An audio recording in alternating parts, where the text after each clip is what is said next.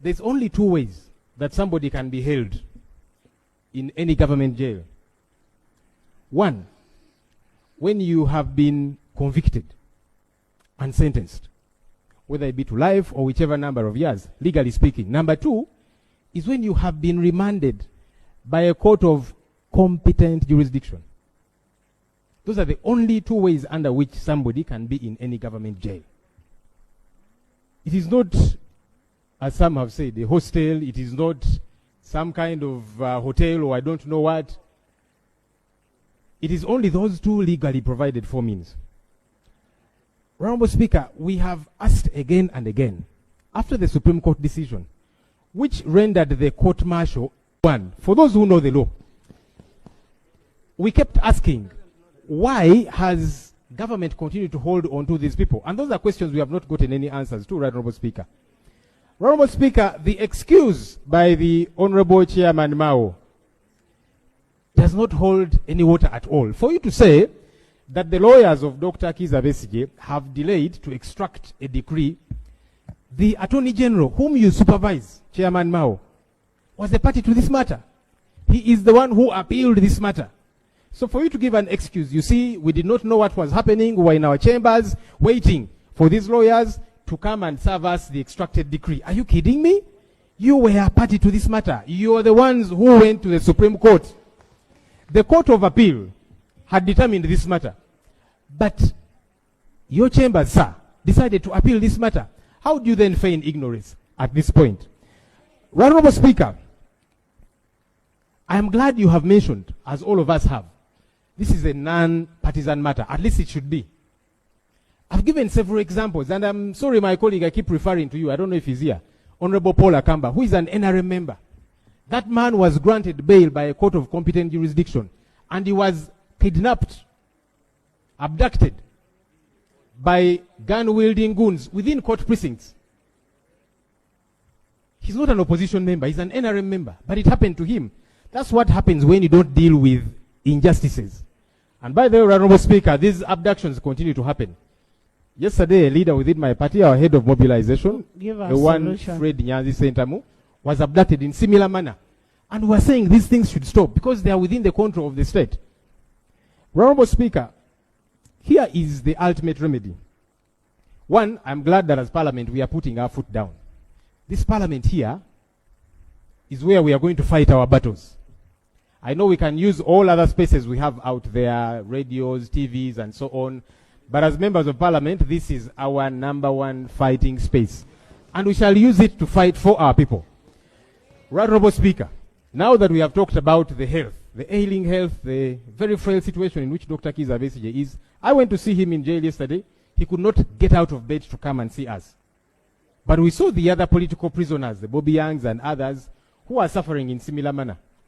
Can the state give us a timeline on when they are going to release these people? That is the ultimate remedy. Because the excuse there has been of, you see, we are waiting for the DPP to take over these cases. One, you're not supposed to direct the DPP. If the DPP is interested in any matter, these people should have been released and then they can be summoned. Because the DPP, Honorable Speaker, the DPP does not sanction court files. The DPP sanctions police files. So you cannot say the DPP is waiting for these court files to be transferred from the disciplinary court martial. That does not arise at all. These people ought to have been released a long time ago, and then the DPP could probably sanction any police file, and they can be summoned. They don't even have to be kidnapped, as we have seen happening. So, right, Honorable Speaker, the solution to this quandary, this predicament that we are grappling with, is to release Dr. Kizza Besigye and all of these other NUP political prisoners that are being held illegally. I'm hoping that government will see sense in that.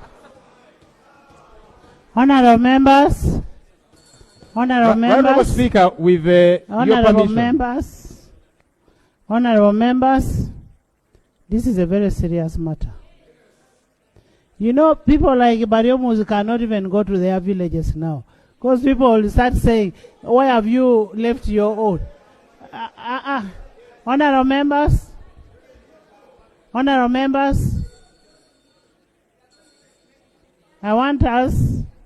I want a leader of government business. Listen to me. listen to me. I want us to have a session, a leader of government business, the government chief whip, Honorable Chris Baryomunsi, Honorable Mao, Honorable Muhosi, the Attorney General, and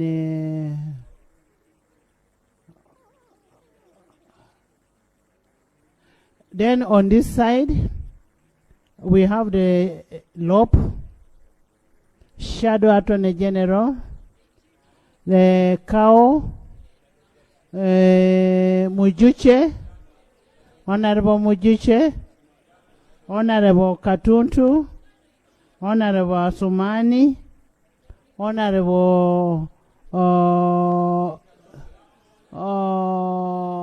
Sibambi. Listen, Honorable, you're not going to choose for me. These are issues of legal and issues of life. We must make decisions there and come and report. And then Honorable Nandala. You don't want Nandala? Okay. We can have internal affairs.